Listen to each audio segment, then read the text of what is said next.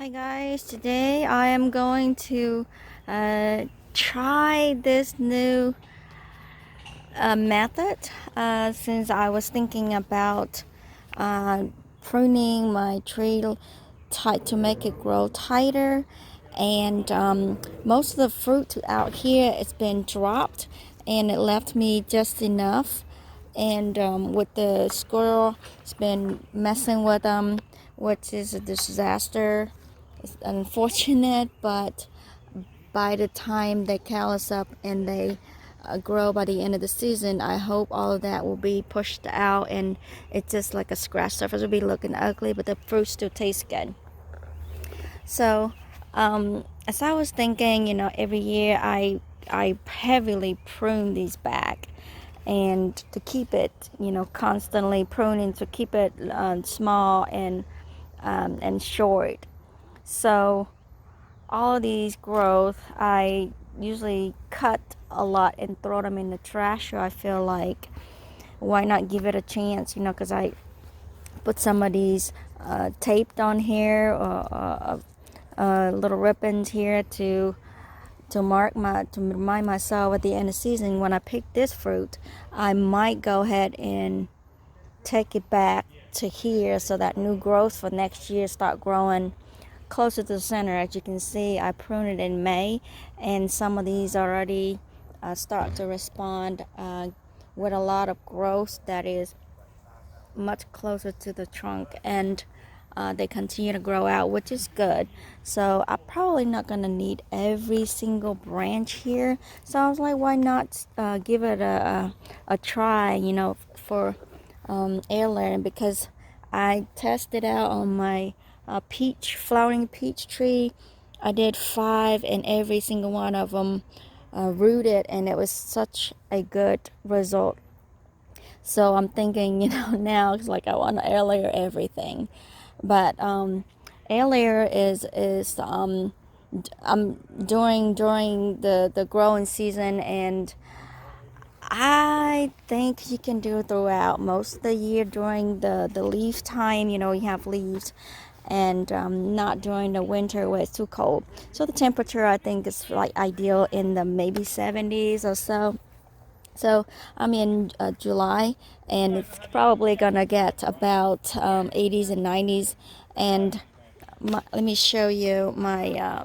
Well, I just wrapped it up. I checked it this morning. There's a lot of fruit. I just add some more paper on it, but there has a lot of roots, and it was only been 3 weeks. So I'm not sure how this persimmon is going to respond to airing. And I was looking up a little bit online before I'm doing this just a moment ago, and I could not find anything. And persimmons can grow pretty big. I mean, this is a grafted onto a rootstock. Usually when it graft, the tree will be, the purpose is to keep the tree small and control, because this rootstock will control the tree from growing too big, too fast, and that's why it's called dwarf.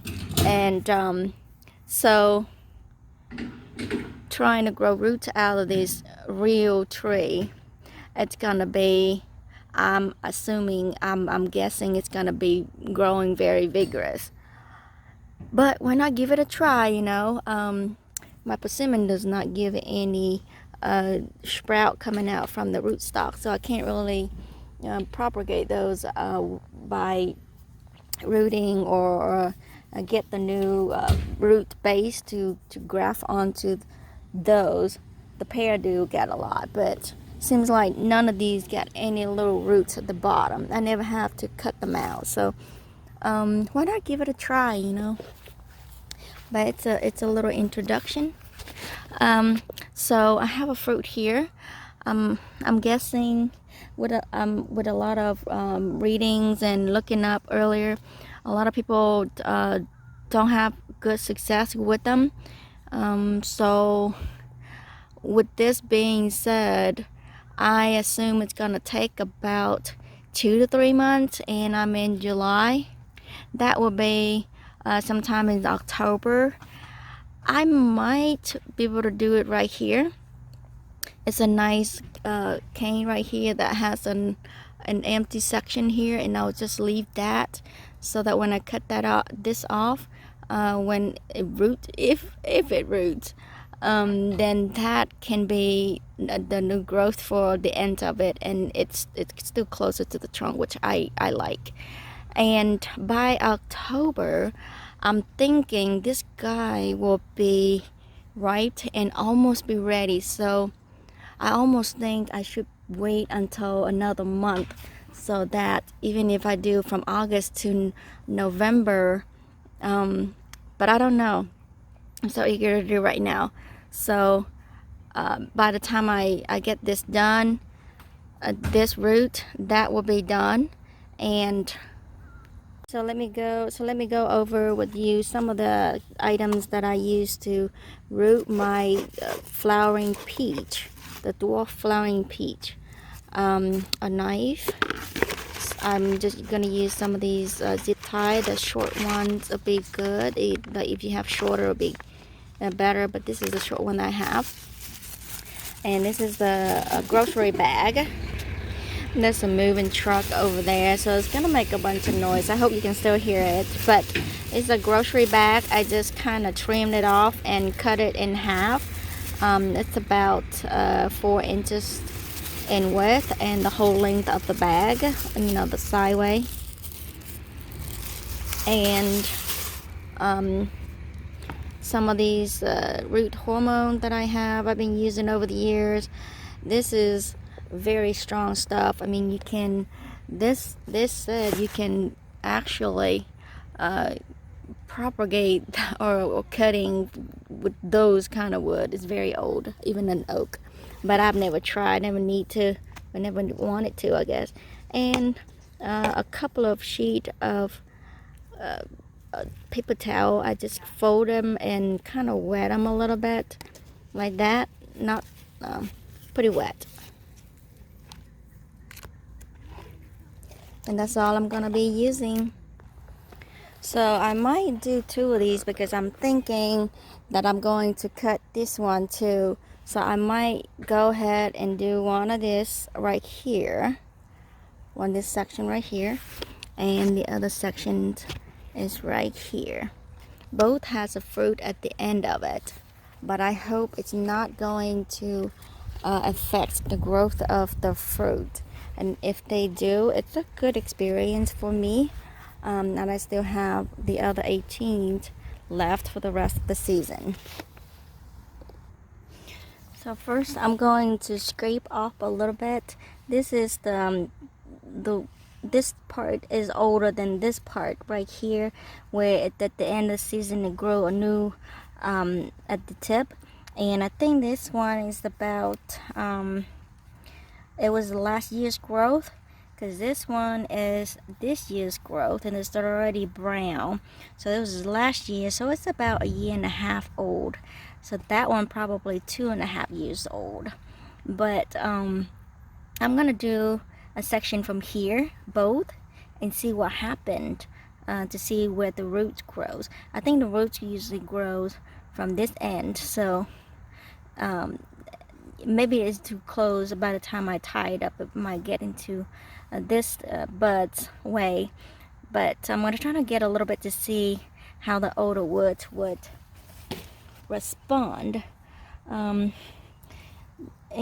the instruction, you know, if you search online how to propagate and stuff, it'll tell you what you're trying to do is you're trying to make a disconnection between this layer and that layer, and scrape out the outer layer to stop it from callus up and grow and heal up.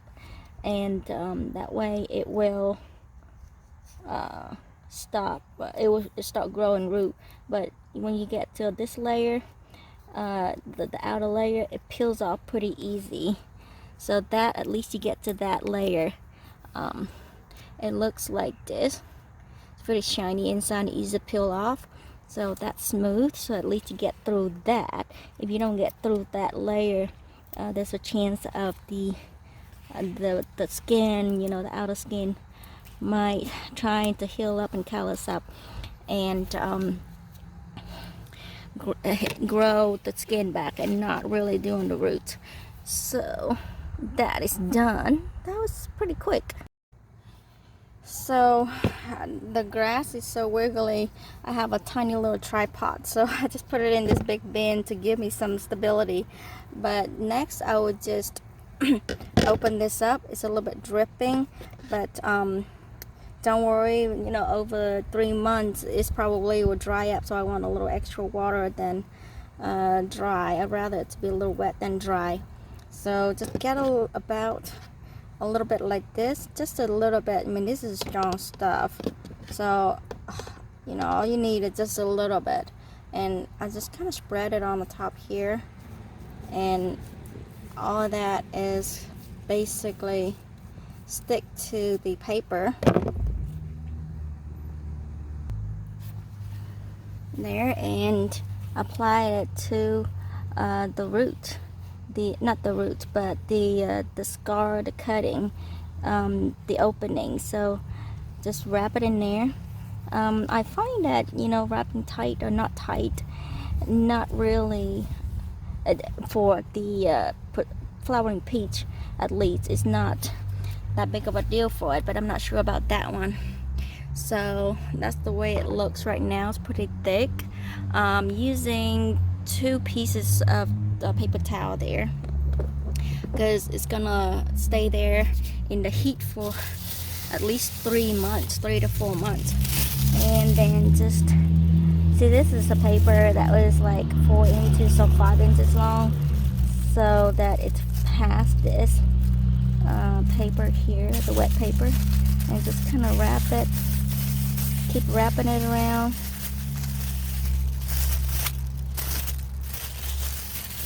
Like so. And the wrapping is to keep the moisture in. And once it gets root, you know, you want to prevent it from drying out and scorched by the sun, because this guy is pretty much in full sun. Well, it doesn't really, because a big tree is blocking it, but at least 3/4 of a day. And zip it tight, because you don't want the air to come in and lose all that moisture. And I just kind of zip tie the 2 ends, and it's very easy, it's quick. I mean, I was doing 5 of these for my flowering peach, and it was like in no time. So tight, tight, tight. It's gonna girdle the branch by the end of the season a little bit, but I'm going to cut it off anyways. Girdle for just 1 year is not too bad. So for the peach tree, I came out this morning, and at first I only had 1 sheet of paper. Actually, I only has half a sheet of paper towel, and I kind of feel it. You know, you can feel that how cool it is inside, and if it gives. And I felt it's really kind of dry inside, so I went inside and got some more paper and rewrapped it, cut it out and rewrapped it. And I noticed it was like a boatload of root that come from the top here and shooting down, shooting out. So I broke a couple, but I think that should be okay. And I just add some more of the paper. I wrapped like another 1 more sheet around it, and it looks like a hot dog or a candy cane there. But that is very simple and quick and easy. I mean, it's just like a couple of minutes. So I hope that will be a good result. I'm gonna go out, and when I get a chance today to go ahead and do this section, maybe this section, no, maybe this section. So because this year this guy gonna grow pretty sturdy, and I see a little bit of the shoot coming out there and coming out there. So I'm gonna do right here, because out here it's a little bit too much. You know, if next year it's have some more fruit and buds coming out, it's gonna end up at the weird angle here. You can see it's a weird angle. it's like this. When it bends down, it bends on the side here. So I'm gonna do it right here. So I have to remove that, and when I'm done with this, I'm gonna go ahead and remove that. But now I can remove this guy because I done with that. I know at the end of the season I'm going to cut that, so I'll go ahead and remove this guy.